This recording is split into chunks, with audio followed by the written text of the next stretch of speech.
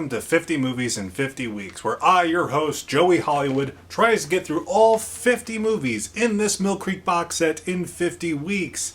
The movie I watched today was called The Black Dragons from 1942. This is going to be the start of a marathon of Bela Lugosi movies. And who doesn't love Bela Lugosi? Now, this movie is kind of interesting. It's definitely going to be one of those movies that I'm not going to remember very well at the end of the year. And if I do, I'm only going to remember one thing about it. Firstly, I think this being a horror movie is a bit of a stretch. I think it would almost fit better as a sci-fi movie, but it really is just a spy movie. I would say that this movie has more similarities to the final Pierce Brosnan James Bond film, in my opinion. I'll get into that in just a moment.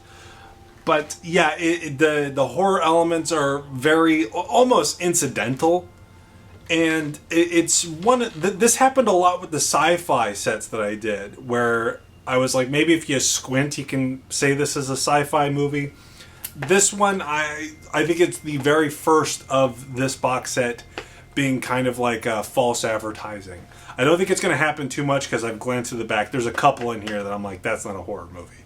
But, yeah, so let me get into the plot of this. There are a bunch of robber barons or people who, war profiteers. That's what they're called, war profiteers. And they're being infiltrated by Japanese agents who have undergone a procedure to make them look white. And that's what I mean by it reminds me a lot of the final Pierce Brosnan James Bond film, because that was the plot of that movie. They were turning all these, I think in that movie, it's been forever since I've watched that, but I think there were either maybe Korean or Chinese. I can't remember. It's been far too long since I've seen it. But the plot of that movie was they were making those spies and turning them white so they can't be caught or there'd be plausible deniability. It's been forever since I've seen that movie. The only thing I remember clearly about that movie is Halle Berry. But yeah, it's a very strangely similar. And Bela Lugosi is the surgeon that performs the operations on these Japanese spies, and there's a detective. It's a bit more of like a spy mystery than anything else. Towards the end of the movie, it turns into a old dark house type story, which I guess maybe that's the element that makes it like, oh, it's a horror movie because there's an old dark house element to it, but. Yeah, I think this is so far the most misplaced movie of the bunch. It's not bad per se. It's mildly interesting, and it's very short, almost an hour. Maybe, yeah, an hour and like a minute or something like that. So it doesn't feel like a waste of time.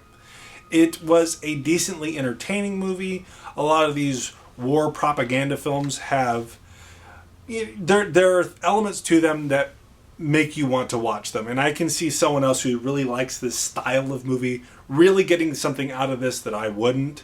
Couldn't call it a bad movie. It's definitely dated, but I think that might add to the charm for some people. I didn't hate it. I didn't love it. It was simply fine, and I don't see myself ever revisiting it.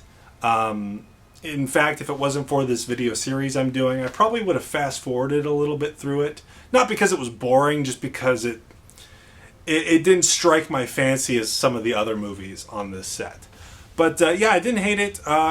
It was fine. I thought it was a decent one. I think someone else will get far more out of it than I would.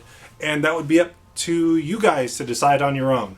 But yeah, I thought it was okay. And I'll see you next week for probably a much more interesting video. And I'll see you then. Remember, please be kind and rewind.